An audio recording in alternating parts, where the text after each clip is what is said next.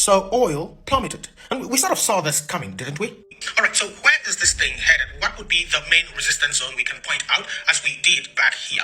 Well, for now, what we can prove for this thing is somewhere around $113 to $122. This is the main resistance zone where I cannot see higher. All right, so when oil came to the main resistance area right here, it just completely fell off. I mean, that's a 32% crash, and that happened in a single day. Now, the question you might have if you did not watch my previous video is, well, what then did we use this box for? Well, we did indicate in that video that this right here, or this zone right here, will be some sort of resistance, but going short here will be a very bad idea because I was on the idea that this right here was the third wave. So this third wave going short at any point right here is not a very good idea because they tend to be very powerful. So our idea was to target this zone right here. Now remember that we are using oil as some sort of confluence as to what is happening in the Middle East and what's going to happen with crypto. By oil going down, it means that we will have lower energy prices, which can mean that everything else becomes, well, cheaper or not get expensive if oil was to go to the upside. Another thing that we can notice here is that if you turn this to the line chart, you will see that we are actually still using this zone as resistance. Yes, you see that we did not actually have like a breakthrough right here on the line chart. We are still using the zone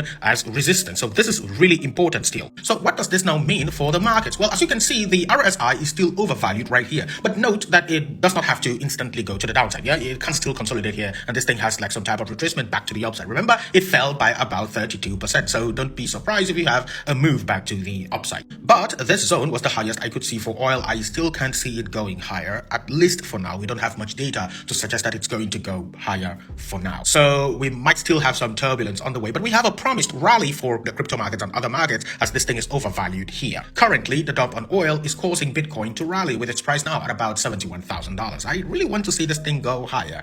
I'm not so confident that it can just go straight to the downside. I need to see it go higher, and we're talking anywhere at about 79 to 80 and then to 86. Now I have a maximum at about 93, not maximum as in it can't go higher than that, just that that's the highest zone I can see as a possible retracement for BTC. So that's my highest, but for now I am expecting it to go somewhat higher.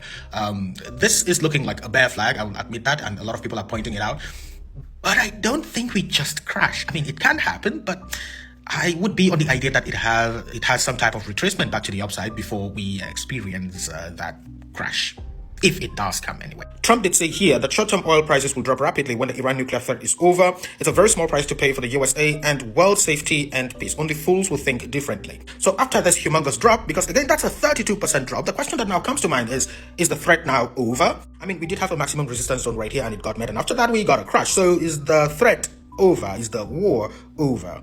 Those are the things that I wonder.